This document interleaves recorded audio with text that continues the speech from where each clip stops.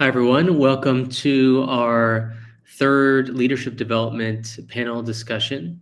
We've had two other great panel discussions in previous months, and really excited to dive into a third topic, which is around defining your team's leadership values, which is obviously a very important topic.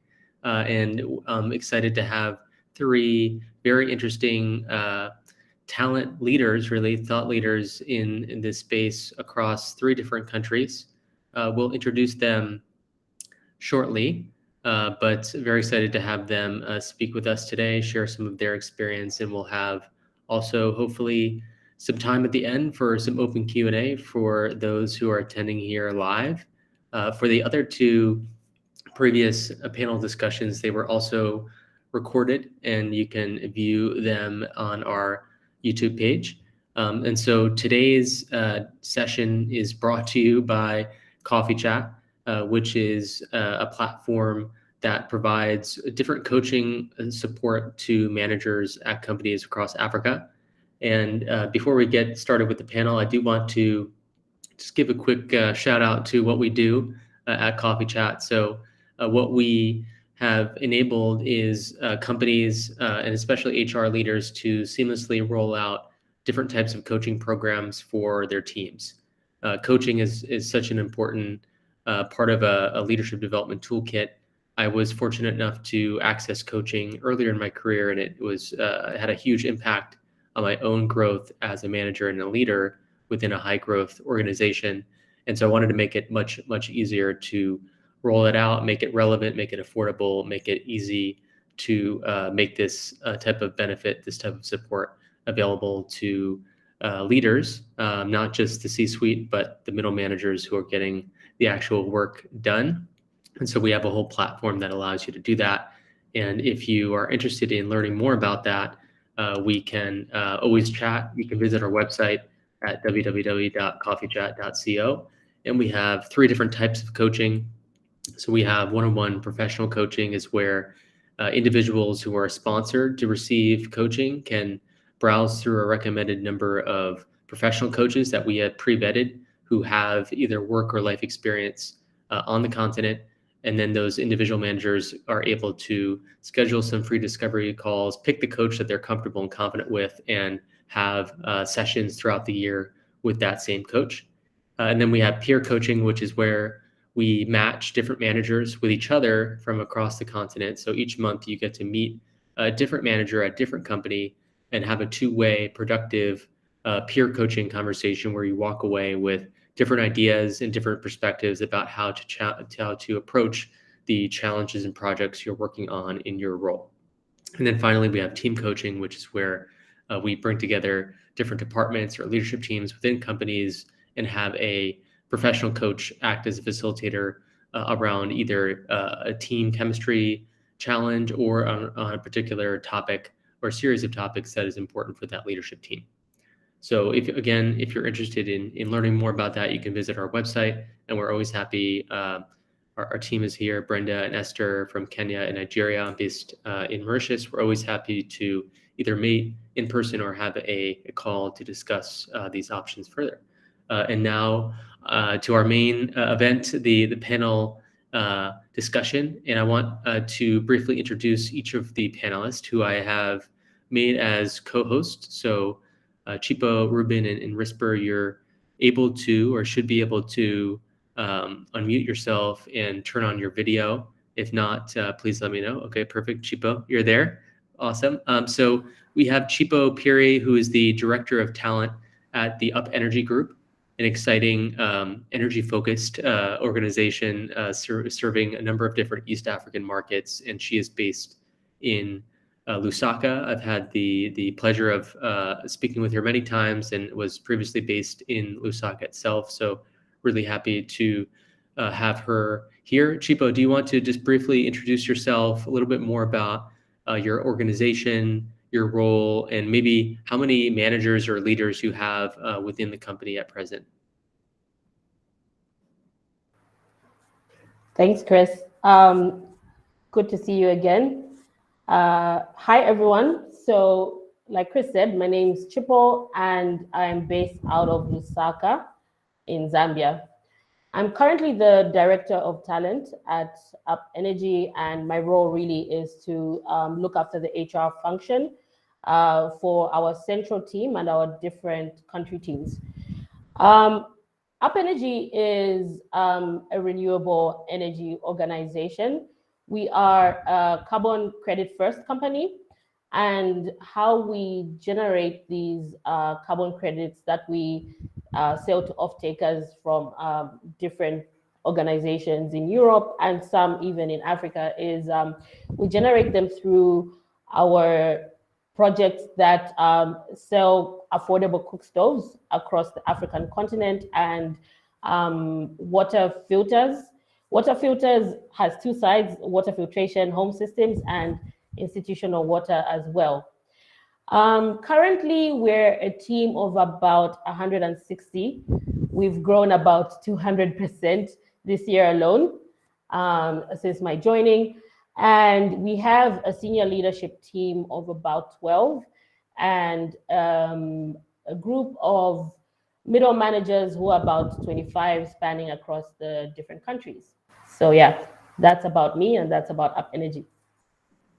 Fantastic. Thank you so much, Chipo. I know when we spoke last, you had more recently just joined the UpEnergy group and were a bit reluctant on speaking of the business model, but it sounds like you really have a firm grasp on how carbon credits work and how your team does what it does. So glad to hear that is going well. Next to Ruben Munien, who is the group head of leadership, learning and talent at the CIEL Textile company based in Mauritius. Ruben and I have spoken many times. We're both based here in Mauritius, and so happy to have him also join today and speak about his experience. And Ruben, do you want to briefly share about your role, your company, and maybe how many managers Sure. are in the different organizations that you oversee? Sure. Thank you, Chris. Such a pleasure to be on this webinar hosted by Coffee Chat. I'm Ruben, and I'm the group head of leadership, talent, and learning. So our company is mainly into the textile, so apparel and textile. We are a company which operates on 19 sites in 4 countries, and we have 23,000 people working for us. We have major operations in India and Madagascar. The center for the business is based in Mauritius because it's a Mauritian-based company.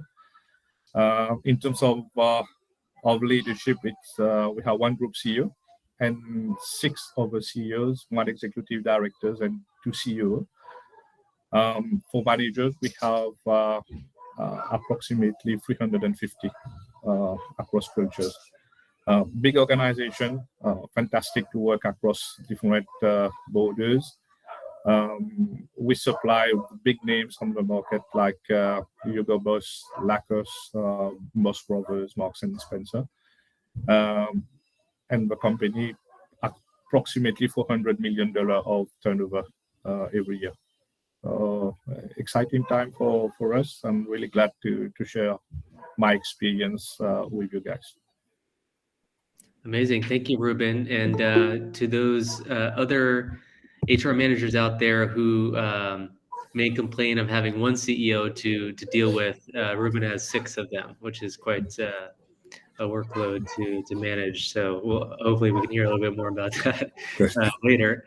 Now over to Risper Obure from based in Nairobi, Kenya. She is the head of HR for Jumia, Kenya, and excited to have her join today as well. Risper, are you there? And can you just briefly introduce yourself, your role, and a little bit about more Jumia and perhaps how it fits into the wider Jumia group?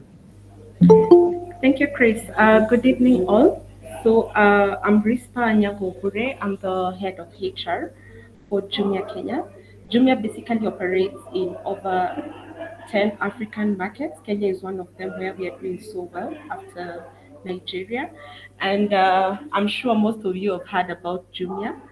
We are basically fueled by the belief that technology has the potential to transform everyday life in Africa for the better. So we are basically an online retail shop whereby we are able to connect different vendors or suppliers to consumers around the world so that they can be able to buy products at competitive prices and discounted, of course, discounted prices. And we also have a logistics service provider where we are able to transport these items to different customers based on their location.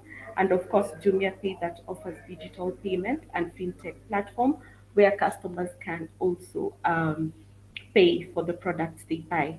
So in general, Kenya is one of the markets where Jumia operates, and just in Kenya, I have over 350 headcount, whereby we have one CEO. Then, of course, the top leadership consists of 6 managers who are in the executive committee, and over 54 managers ranging from mid to senior level, who basically take charge of the different aspects of the business. Amazing. Thank you, Risper. And this is the second panel in a row where we have quite a range of panelists ranging from single-digit managers to dozens to hundreds of managers. So I'm sure we'll have a whole range of insights in terms of how you approach leadership, and particularly around leadership values. So when it comes to the topic today, the thought really here is, I speak to a lot of HR managers, and often the conversation is around how coaching fits within their leadership development. And where we often start is whether that company has a leadership competency model and how it values certain types of leadership traits, and how that connects to the company's values, how they decide to select staff for coaching, how they decide to promote certain types of staff. And so I wanted to really put a spotlight on this type of topic and hear more from different types of talent leaders on how they've gone about this. I know that some talent leaders have joined organizations where some of this is already in place and they get to embrace it and in some ways evolve it and apply it. And others have the opportunity to come in where there's almost a clean slate or an opportunity to really reinvent how the organization looks at leadership. So I'm hoping that we can unpack some of that today. And then if we have time at the end, we can also hear from the audience some thoughts and some other specific questions to dive even deeper. So with that, I want to start with Chipo and hear from her on her experience about what the organization's values or principles are at the UpEnergy group when it comes to leadership. Chipo, over to you. Thanks, Chris. So I don't know if you'd call fortunate or unfortunate. I'm one of those HR hires that came into an organization that didn't have clearly defined values yet. So one of the first things that I had to do was obviously in collaboration with my CEO, the board, was to figure out what type of organization we wanted to be, and then go into brainstorming and creating our values. So obviously, like any other organization, we wanted to have a team of high performers. I mean, who doesn't? So we thought, okay, high performing team, but really what we wanted was to have a team of people that are human first. One of the reasons I joined UpEnergy is because of a shared philosophy of people first. Organizations are run by people as much as you can have systems and processes, people at the helm of everything. So high performing and people first. So how do we figure that out? How do we get to a place where people feel genuinely comfortable to be human first and also be high performing is kind of what our guiding principles were and what we're leading with. And we came up with 6 values, which at this point are applicable to everybody in leadership and entry-level team members as well. I think we would like for these to kind of be absorbed into the core of the organization, into how we work before we go into branching out different types of values for different types of teams. So I'll quickly go through our values now.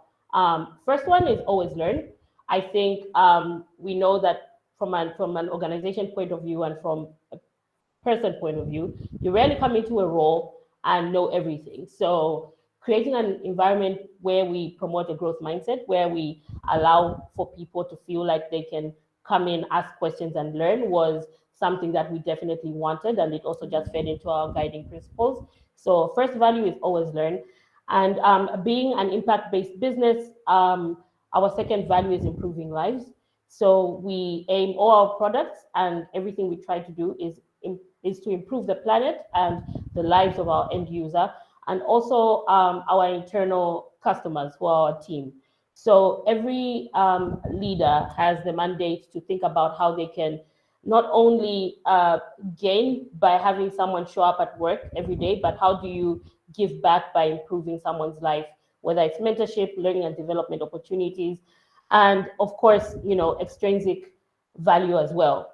Making sure we are also looking into being competitive in how we reward our team is also important. So that's all under that improving lives bucket. Thirdly, is leading something, and it's just the value is called lead something.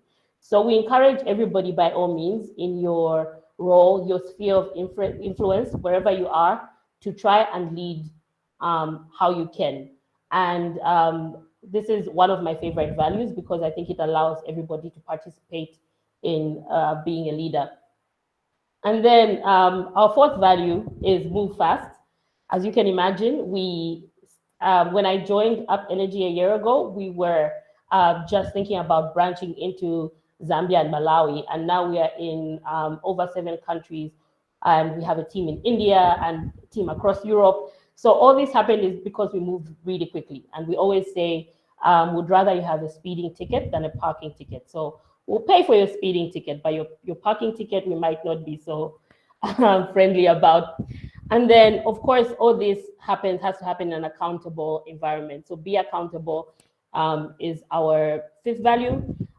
Leadership can't be all vibes and like happy days all the time. There are always moments where you have to do some hard things. You have to address some hard situations. You have to keep your team members accountable, and you also have to be prepared to be held accountable as well.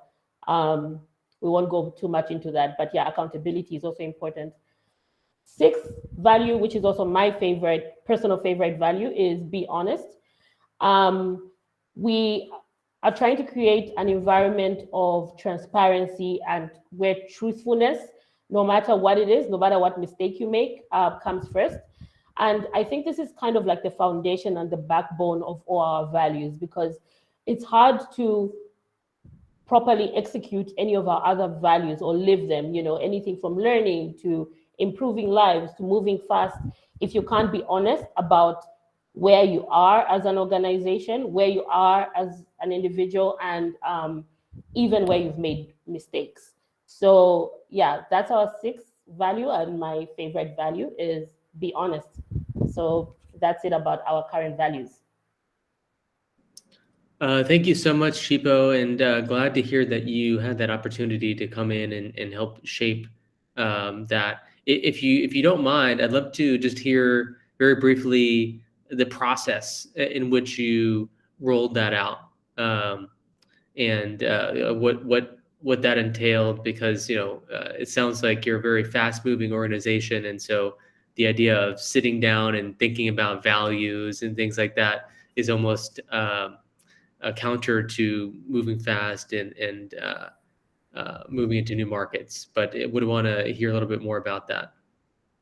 When you say process, I panic a little because it wasn't as smooth or well thought out as a process, but it was a lot of conversations. Sam had in a lot more of a formal structure where we kind of established what type of organization we want to be. And it wasn't always so well put out. It was a bit messy, like trying to say people first or human first, and trying to say we want a high performing team at the same time, but how do we make these authentically us was not the most clean process. I think it took like the first session where we kind of established that. And then we had a working document with hundreds of comments where, you woke up and changed your mind and scribbled something on the side to say, I think this sounds better like this. I think this sounds better like that, like this. And a lot of conversations over a glass of wine as well, because sometimes I think this is myself and my boss think quite well in the evening. So would have like random chats in the evening about the type of people would like to be, the type of leaders would like to be, and kind of translate those back to the document. And it was months of a bit of a mess until we had something consolidated where we felt pretty good. And we only had like 5 values at the time.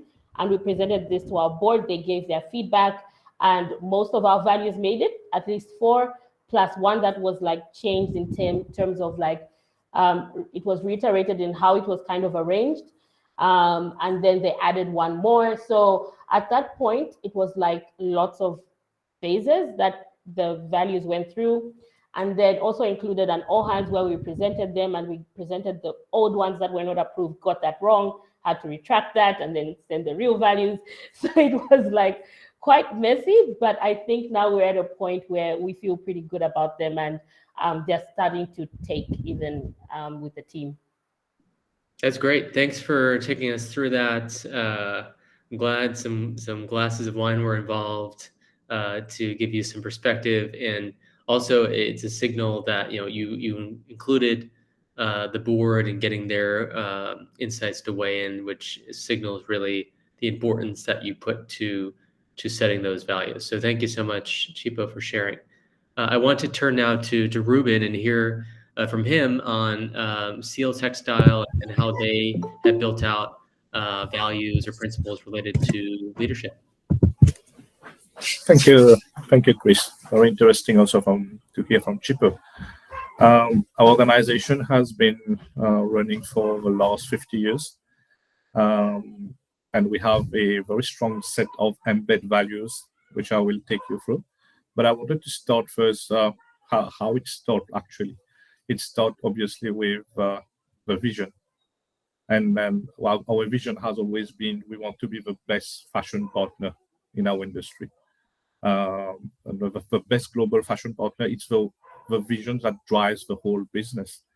And then once you have set the vision, you need to create a culture to accommodate this vision. And when I speak about culture, it's all the norms, the way of doing things, the way we react to challenges. So this is the foundational culture. And the values, I would say, it's the climate. This is the intimate link between culture and climate. And the values are here to enhance the climate that we want to achieve this vision. We have been driven by 6 core values for the last 26 years. And then in 2020, in the light of how things changing into the business, we decided to a bit look at some other values to onboard into the business. Because remember, for us to drive 23,000 people to behave and to act into a sort of similar culture, and considering they have their own set of culture and norms in their own country, it's not something you build in a fortnight. So one of our CEO objectives has been to create this strong culture. So I would like to take you through the 6 values driving CIEL Textile. You would see from the values, if I can take from a bit of a coaching language, from a somatic perspective, 4 of our values are very heart driven. It really needs to be driven from the heart, and 2 of the values from the cognitive, from the brain. Right. So our first value is passionate. Passionate. We need people who are passionate, and passion is the ignite that makes people, wake up and fully engaged to want to come to work and to give their best. So passionate, it's something, that's why we put it first, because we strongly believe in our organization. You can't be the best if you're not passionate. The best athlete can't be the best athlete and cannot win the goal if they are not passionate about what they are doing. The second one is the excellence at core. Excellence at core. Excellence at core, it starts with each of our employees. because we are in a heavy manufacturing operation. We produce sweaters, t-shirts, and shirts. So we need the highest quality to reach our customer. And this is where we, through this value, we want to promote excellence in whatever we do, right? And when we say excellence at core, it's not completing something at 99%, but always aiming at the 100%. And the third one, which we have added actually in the last reviewing our values in 2019, is to be agile and creative. The way technology, the way the world is moving, we need our people to be much more agile and also able to be creative on the job. We have been mastering processes for the last 25 years, but what has been successful for 25 years can fail on year 26 if we don't innovate, because suddenly someone else can come with a fantastic innovation and you're just out of a market you have been working for the last 25 years. So through agile and creative, we want to promote this value that creativity can come from anyone, from the CEO to our machinists, and this creativity can be ignited anytime, anywhere into the organization. And the last three one, it's very, I would say, very hard driven. The fourth one is our people, our goal. Our people, our goal, GOLD. So why we say it, we have 23,000 people and we want to keep on growing as an organization. If we don't put people at the center of our business, we are not going to reach really far into our vision. And when we say goal, it's like, you know, when you have a goal at home, it's you preciously keep it and you look at it, you take care of it. Same for our people. And the fifth one, it's trust and fun. And we always do this parallel. There can't be fun without trust. That's why it starts with trust. Why we say trust? We work in long chains of operation. If we keep on blaming the previous one for not achieving what we want to do in terms of a product, for example, there is no trust. And we won't be able to achieve what we want to achieve as a business. And this is where we integrated the trust. And the fun part, why we say the dynamic of our business, it's quite, how would I say, it's quite demanding. It's quite long hours into the work. And imagine someone working 9 to 10 hours on the same workplace and not having any fun. How will this passion keep on igniting over the long term? And when we say fun, it's not about just doing parties, music, or, you know, the fancy thing. Fun can come with a smile, with a celebration of a small victory, of a small achievement, recognizing people. This is how we want to integrate fun in our organization. And the last one, the sixth one, I think the sixth one just complete the whole list of our values. It's called the winning well. The winning well. And just on this word, we can discuss for hours. I just want to say winning because we want to be the best. And to be the best, you need to achieve, you know, hard results around profitability, cost management, operational excellence. But when we add the well to it, it means that not winning at any cost, because we are not an isolated manufacturing business unit. We have an impact on people who work for us first. We have an impact on the community around us. We have an impact on the whole planet. And the textile is considered among probably the second most polluting industry in the world. So how do we want to do business for the future?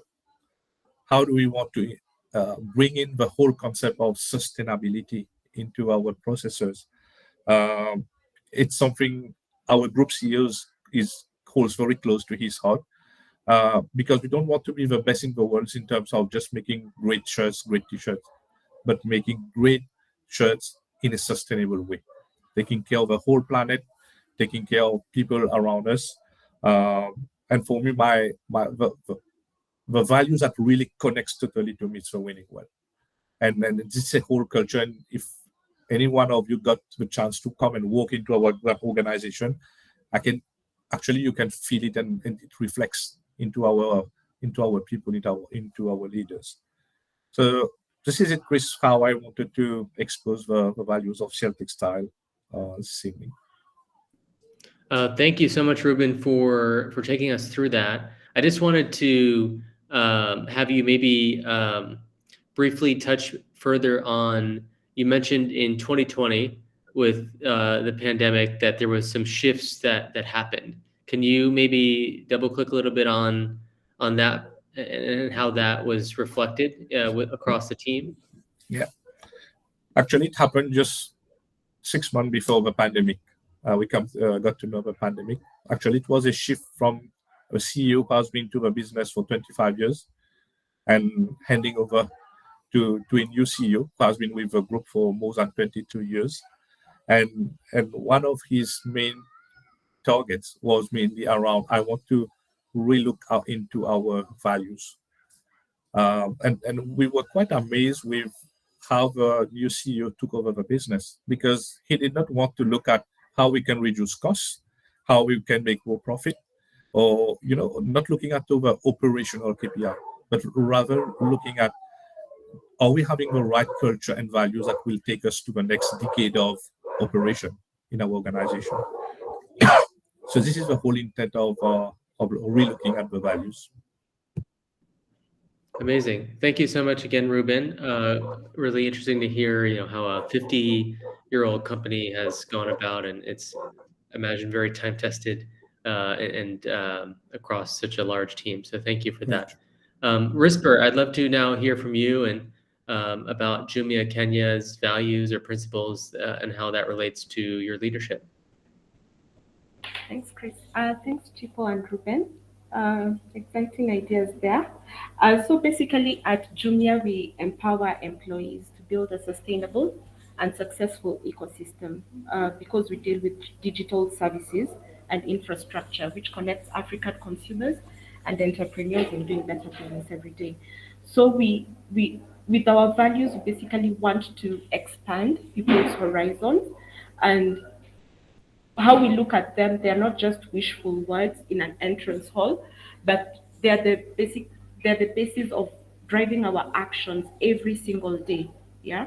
So in Jumia generally we have 12 values. So what I've done is I've basically summarized them in 6 points, because the 6 points will cover all of them in one. So the first one will be basically communication. As a leader, communication is basically the foundation of any relationship. We need to set clear expectations for respective individuals and teams so that we can speak one language, yeah, and not waste a lot of time in the process. This also entails follow-ups and constant feedback to ensure that we build traction on what has been communicated. The second one will be on accountability and integrity. What this means is not just taking responsibilities for our duties, and at times we need to take ownership for the shortcomings in our teams and approaching challenges in ways that are coherent with others' values and beliefs. I remember when we rolled out one of our catered benefits program 2 years ago, which it started off with a lot of hiccups, given that the teams were selecting multiple benefits at a go, and they were basically exceeding the limit that they were given. So one of our HR team members came up with an idea of allowing staff to pick a benefit for the year so that it was not subject to misuse and we end up losing a lot of money in the process.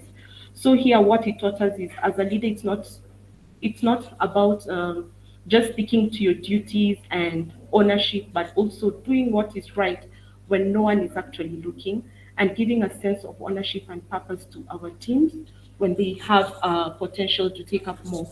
This feeds into accountability in the long run.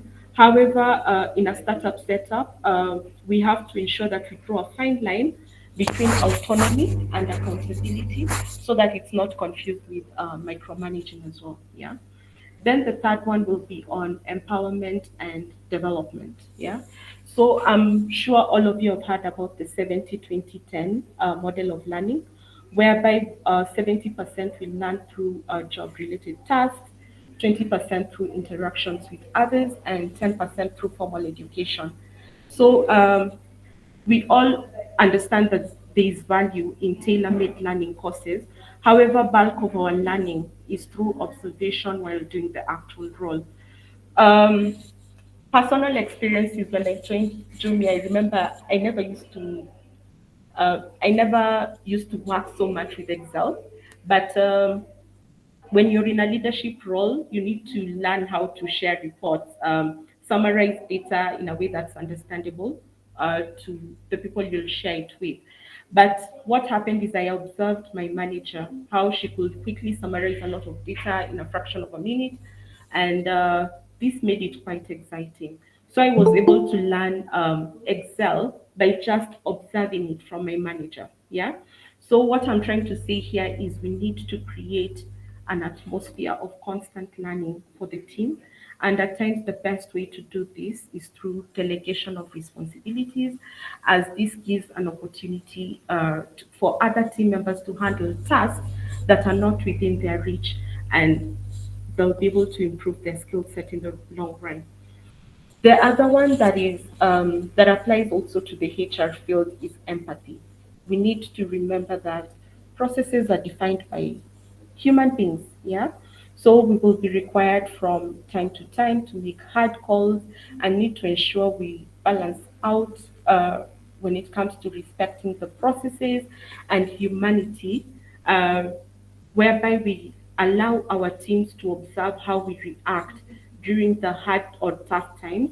And this, of course, will feed into the overall mental wellness of our teams. So, the other one is on recognition. As a leader, we need to boost the morale and confidence of our team for a job well done. We are moving from a time whereby we don't look at only total compensation as a reward mechanism, but we also look at the intrinsic rewards at a time when we need to operate in a thrifty environment. So one way we usually do this is maybe pairing a potential team member with a senior member of the team so that they can work on short-term projects or assignments. Uh, the last one will be on grit or resilience, whereby employees need to look to their leaders for cues during unpredictable phases and show a sense of resilience that will strengthen the entire organization. We all know that if this is not done right, then it affects how the team members take up cues from managers, and maybe it affects their performance and all that. So we also have to believe that we are human at the end of the day, and we are expected to have human reactions to challenges. But ultimately, the team only responds to how we give them the cues to handle these hardships.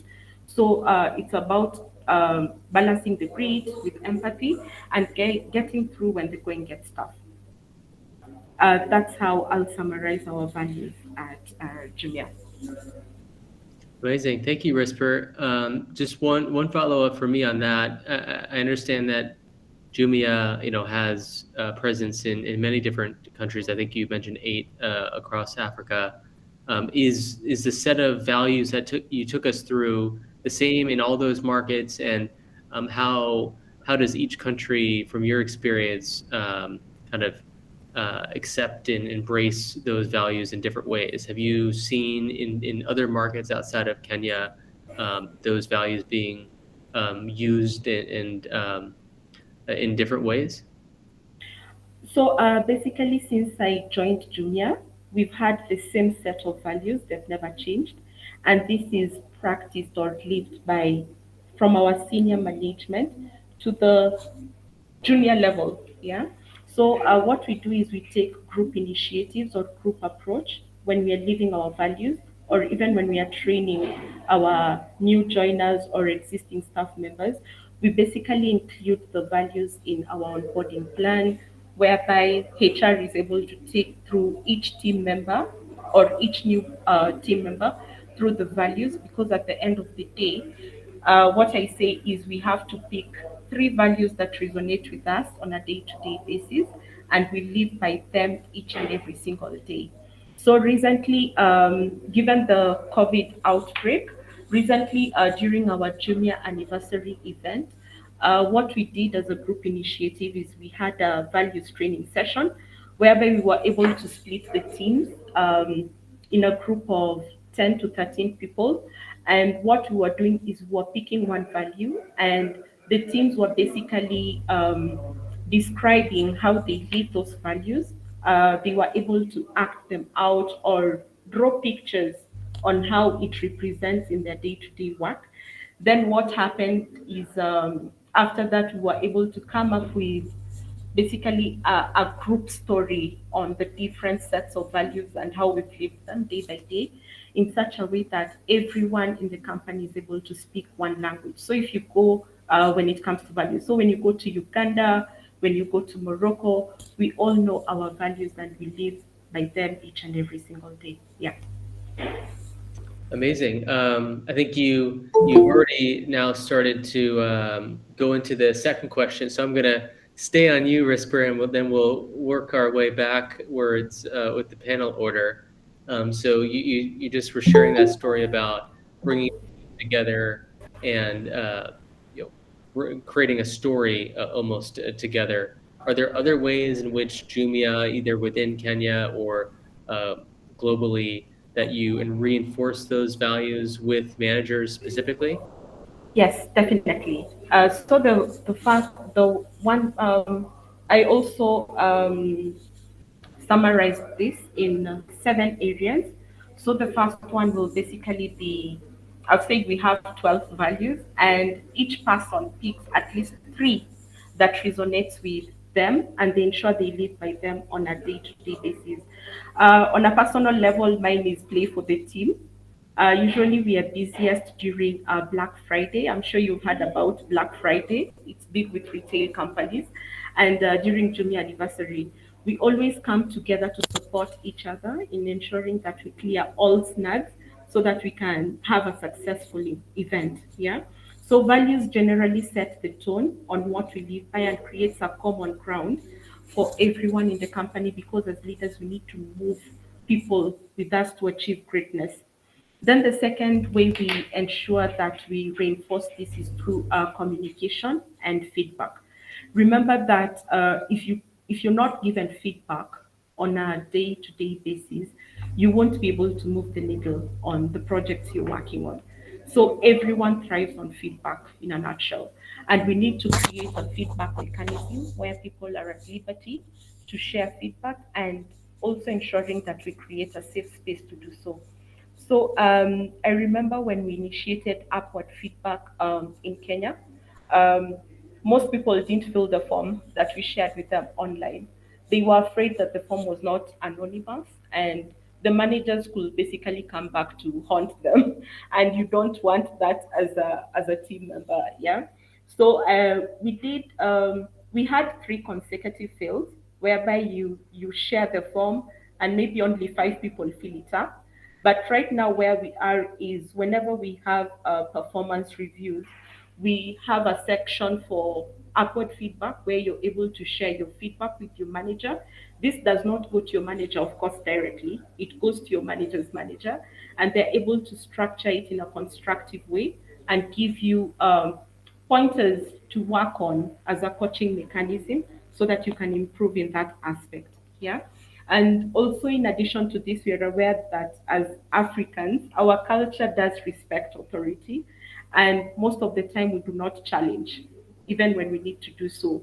So we just need to advocate for a way our teams can have constant feedback through sensitization. The third one will be through skip level meetings or stay interviews. This is basically done by the HR team and the manager's manager. So the manager is not involved here. So what we usually do is we have like a open session with the team members where they're able to air their grievances or share with the manager and HR on where they feel manager needs to work on, where they are doing well. And this helps us to know the blind spots for the managers, and we leverage on this to come up with coaching areas for them. Yeah.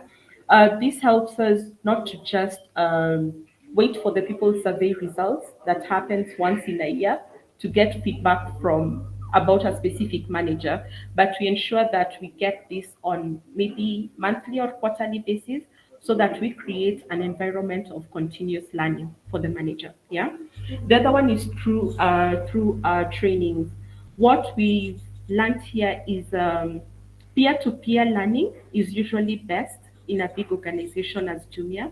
So recently we rolled just in 2019 we rolled out the Managing Matters program, whereby we group managers at the same level. We group them maybe per department or different countries, whereby they're able to exchange best practices and how we can leverage on them. So currently we are learning, we have the Managing Matters program that has grouped five five managers from different countries, whereby they're able to cover topics like connecting to the bigger picture, having giving feedback through radical candor, where you're able to give constructive feedback from a place of care, and of course how they're able to build their team members at the end of the day. Then the other one will be internal mobility opportunities.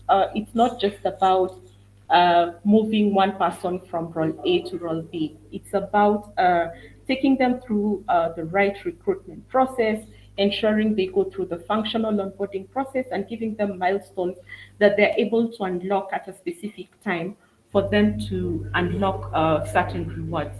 That's how I'm going to wrap up what we've done as an organization to reinforce these values with our managers. Thank you so much for taking us through that list. I like how the various values show up in so many different ways across the manager's experience. So that was really insightful. Thank you so much, Risper. In the last 10 minutes or so, I want to make sure that Ruben and Chipo also are able to share their thoughts on this question. So Ruben, do you want to go next? Yes, Chris. I'm going to be very short and concise on this one. Actually, here I have three perspectives to what really drives and reinforces the values. So first of all, the culture itself. The culture does its work because the culture set the perimeters of the values for you to behave in such a way. So if you visit all our production units, you should have the same feel in terms of the values. And this is the first thing, the first culture does the job. The second thing, all our top leaders, the CEOs, they get a twice a year, a performance review. And if the performance review is around 2.5 hours, 75% in this performance review is mainly around how are you driving the culture and the values into your organization. So this is how the group CEO set the bar. It's to drive it with the CEO. So why he does it? Because he believes if the CEO has received it in this way, he's going to give it back to his L1 managers. And if L1 managers receive it in this way, they're going to cascade it down. So it's a top-down approach. And the third and last but not least is the way we appoint managers. We make sure that they are really culture fit and value fit to the organization. Because if they are not fit to a culture which is very strong and driven and has been set up for years, they are going to be thrown out of the system, even if they are technically competent. So we just make sure that in appointment, all managers are really culture and value fit for the organization. So this is my 3 point I wanted to share. Ruben, I just wanted to follow up on that briefly. When you talk about selecting managers carefully for promotion to ensure that they are a good values fit, what types of mechanisms or or factors you take into consideration to ensure that there's less bias or that there's not favoritism involved in that type of decision? Right. So we have our formal assessment process to evaluate competencies, and we have 360 degrees feedback. And we have also other leaders who have been watching on the managers operating in his day-to-day, and they provide the feedback. And all this feedback comes with tangible facts and evidence. So this is an internal process for appointing managers. If we pick a manager from outside the organization, we make sure that he runs properly through the onboarding onto the culture and to the values for at least 6 to 9 months, and to make sure that he fits the whole enterprise in terms of what he needs to deliver from a culture perspective and from a results perspective. Amazing. Thank you so much, Ruben. And over to you, Chipo. I would love to hear about more about UpEnergy and how you reinforce the values that you have co-developed recently. So for our very new values, I have something that I secretly call on my own documents. I secretly call this Operation get everybody to drink from the Kool-Aid. And this is our new values Kool-Aid and our new mission Kool-Aid. So drinking from the Kool-Aid is just a colloquial expression that just means everybody who drank from this kind of behaves the same. And I know there's 2 people from UpEnergy here on the call. There's Rehema, who leads our operations in Tanzania, and Annette, who's on our global finance team.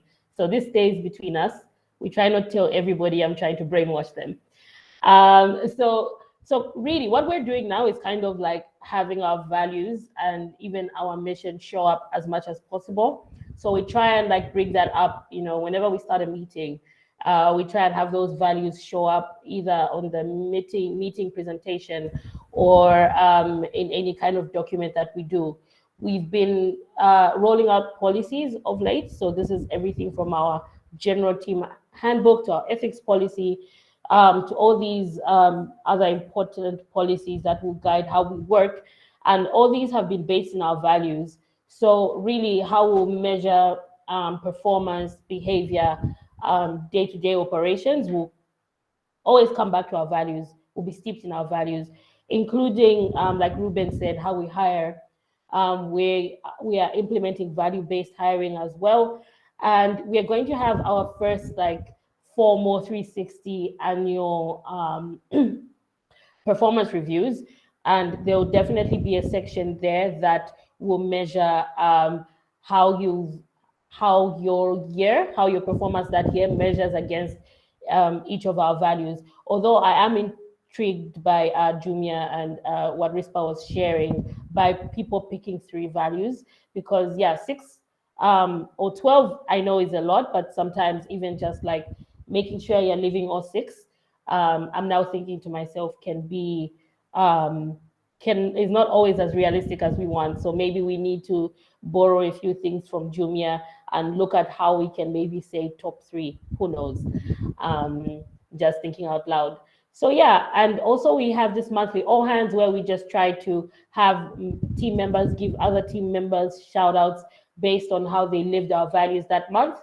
Can be in a small way, can be in a big way. It doesn't really matter. And my plan to get people to drink from the Kool-Aid is to be at a point where the values show up even in our banter, how we talk, how we kind of hold each other accountable, even how we joke with each other. I've seen a few conversations here and there where people, mention our values, or you didn't live up to this, in a joking way, and that makes me feel like we are succeeding. So that's how we're kind of trying to implement our values into how we lead and also how we work.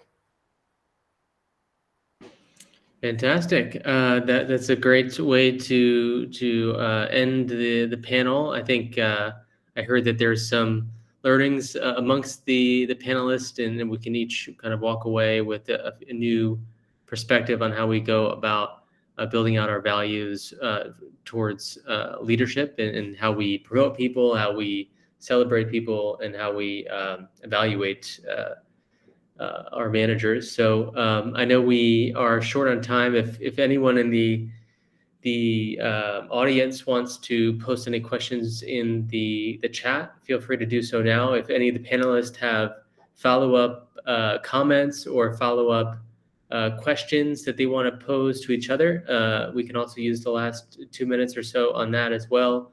I'm seeing a comment here from one of Chipo's, I'm assuming, colleagues here around the Kool-Aid. I like this topic around, or the analogy around wanting everyone to really buy into the culture, because that represents tremendous value in terms of collaboration and innovation if everyone's really on the same page and comfortable to not only practice the values but also even joke about it.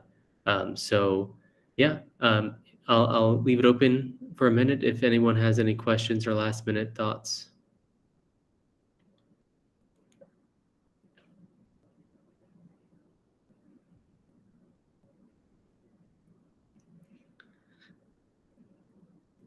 All right. Well, if not, thank you so much for the discussion today. Really appreciate everyone's time. Of course, the panel for your contributions, and also for those who joined us in the audience live today. This conversation has been recorded. We'll send that out on the calendar invitation as a follow-up once we upload it to YouTube. So thank you again, and hope to see all of you soon, and have a wonderful evening. Thanks, everyone. Thanks, Chris. Cheers. Bye. Thanks, Mike.